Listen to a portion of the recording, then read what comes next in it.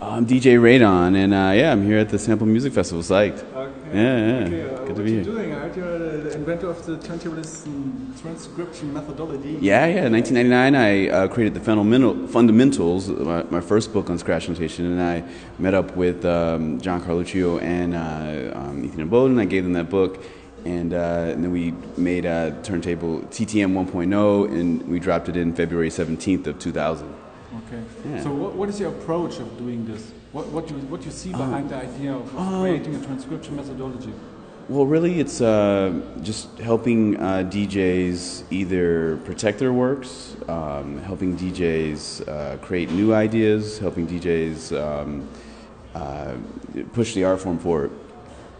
Okay. How would you describe the turntable as an instrument or the sound of scratching to someone who have no clue about that? I would say it's kind of like scatting or something, you know. I was kind of explaining to somebody that last night, like with jazz, and you're just taking one sound or a couple of sounds and you're just chopping them up in a million different ways. Okay. How do you see the development of this culture regarding technology, schools, everything? Oh, it's amazing. Everything's just moving so fast, and it seems like, you know, it's like exponentially changing every day. Like just seeing that battle last night at the Cut to Cut battle is like, you know, the level of turntablism is just so high now. I'm just like, how good are people going to be in 10 years? It's like, you know, there's so many. Because I remember back in the 90s when it was like, oh, you know, there's only so many DJs could do a flare scratch. You know, like maybe there's only 100 DJs in the world could do it. Now it's like, you know, maybe 1,000 people could do it. You know, but it's still a small number. You know, even if it's only 1,000. You know. Yeah. What do you think? Is it possible to study turntablism?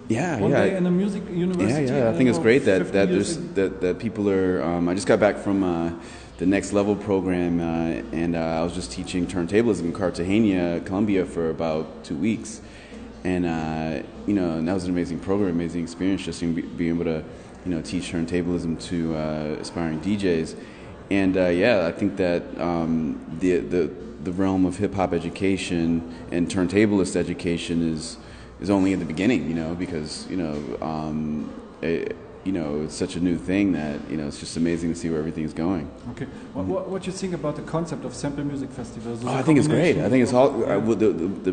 What's really amazing about it is bringing turntablists and controllerists together, because it feels like there's a divide, but it's not really a divide, because everybody's just making music live. It's people that are, you know, doing live music, whereas you know, a lot of people feel like it's totally different. But when I see people like Arab music and stuff like that, I'm like, you know, to me that's turntablism. Like, even though obviously he's you know, just using MPCs, you know, it's still the same thing essentially to me. It's like, hey, if you're flipping samples, you're flipping samples. How did DJing and scratching turntablism influence the music scene? I read a paper from you, a thesis, in which you make some parallels between dub and trap. All the stuff. That's funny you say that. Yeah, because I feel that turntablism doesn't get a lot of credit that it should be, and that you know, like all the modern trap stuff, I feel like it owes its sound to a lot of the turntablist '90s. You know, just the bass music and the minimal you know, battle records, the dirt style, and the, you know, even Mr. Dibbs and stuff like that from the '90s. You know, actually just creating those sounds first, and also the turntablists I feel were the first like when everybody was, I remember like Excess back in the late '90s would be scratching over that Vadim beat, I'm a Terrorist, and I feel like that even led to dubstep, and I feel like the turntablists were kind of the first to, you know, start putting the synth sounds over the and the wobbles kind of sounds over the mixing it with the I would say proto trap, like the early, you know, just the real minimal bass, you know, before everything got real teched out with the snares and the hi-hats and stuff like that. Okay, cool. So, some last shout-outs for the audience from you?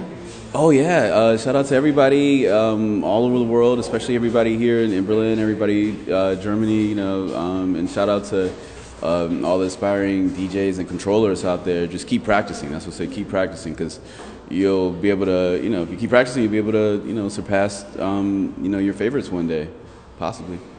Cool. Thank you very much. Next up is, you've seen his amazing lecture, now he's up to join the battle, Raedawn. Finally, Raedawn.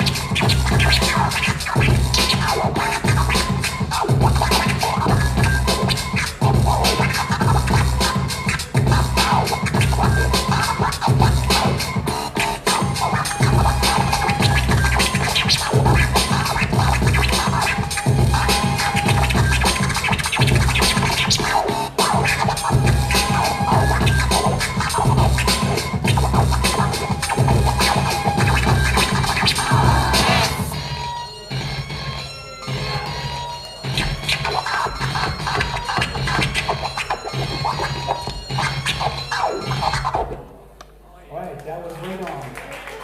Now, the current champion.